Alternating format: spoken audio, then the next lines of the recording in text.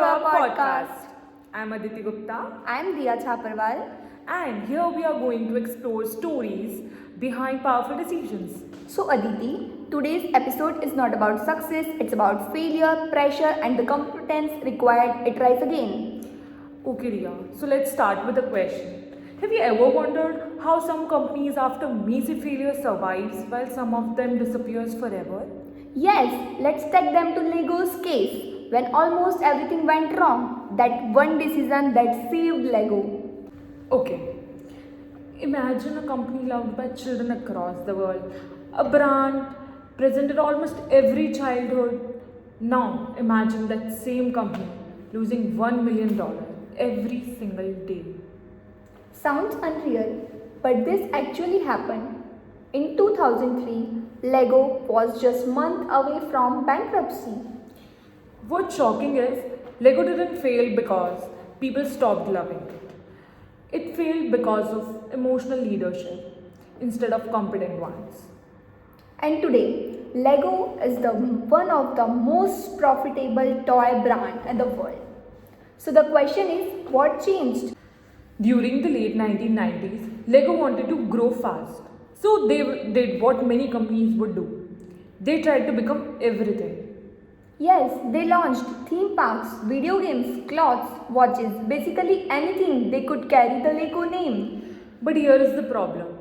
Lego forget what made them Lego. Their core competence was simply a brick-based creativity. Instead of strengthening it, they diluted it. Too many products, too much complexity, but zero focus. By 2003, losses crossed $800 million. Factories were insufficient, products weren't selling. And leadership was emotionally attached. They believed we can't stop innovation. Innovation is our identity. But that belief was slowly killing company. This is where competence becomes critical, knowing when innovation is helpful and when it harms. So, Aditi, what happened next? A new CEO, jogging big, nude stop, stepped in, and he did something extremely uncomfortable. He asked a simple but brutal question. What are we actually good at? The answer was clear: bricks, not clothes, not parts. So, Lego sold its theme park, cut nearly 30% of the product lines. This wasn't strategy, it's emotional discipline. Letting go of ideas you love for the survival of organization. That's competence in leadership. This story isn't just about Lego. It's about decision making under pressure. Competence isn't doing more.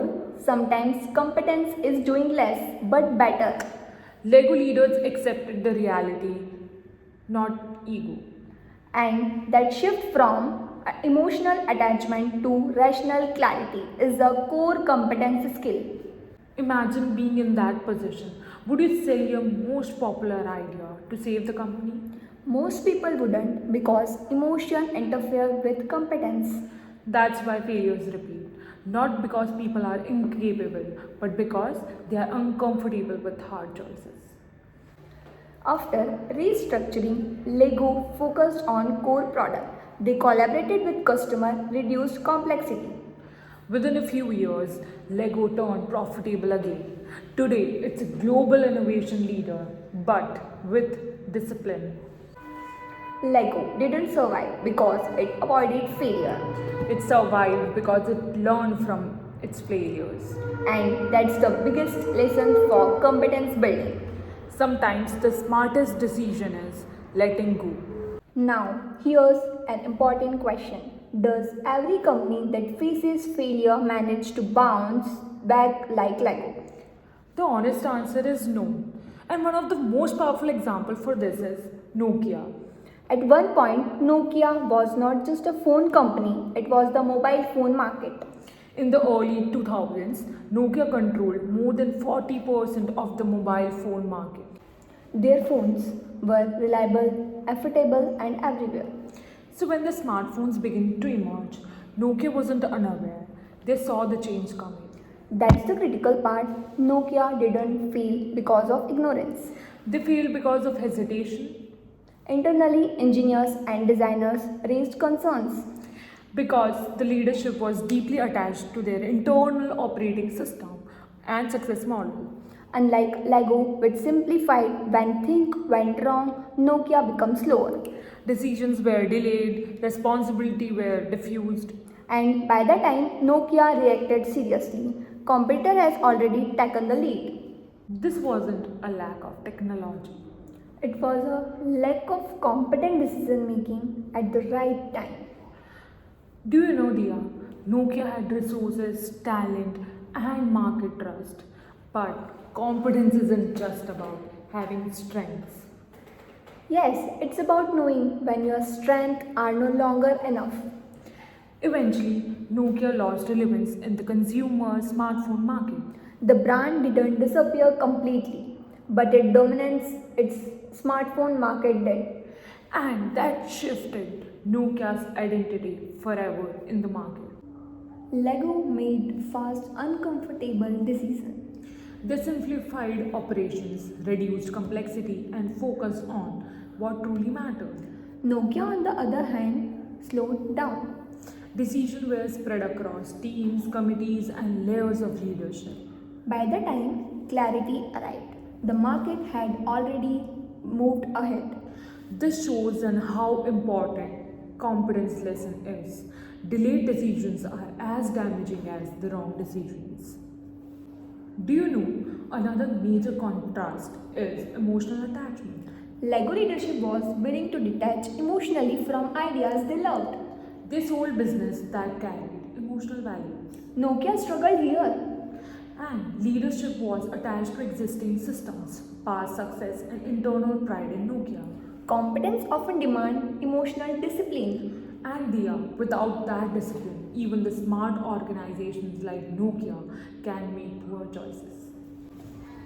Lego encouraged honest internal feedback during its crisis. They listened to data, customers, and employees. In Nokia's case, internal warning existed. But leadership culture made it difficult to travel uncomfortable truths upward. This highlights another competence factor, psychological safety and decision making. If leaders don't hear reality, they can't respond competently. Lego treated failure as an opportunity to learn. They redesigned process, redefined priority and rebuilt focus. Nokia treated failure as a phase to survive, not a lesson to learn. And they delay learning cost the market service relevance. Failure itself is neutral. It's the response to failure that creates success or decline. Lego chose clarity over comfort. Nokia chose familiarity over urgency. One rebuilt its empire. The other lost its position at the top. Competence is not proven in easy times.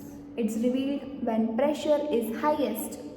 And that is the true lesson behind failures that build empires. And failure that quietly fade away. So, in this video, we have shown you about failures that build empires, business comebacks that turn their failures into comebacks.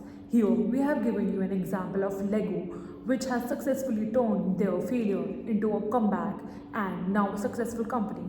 On the other hand, we showed you about Nokia, which was a successful company but turned into a failure due to their decisions and their choices.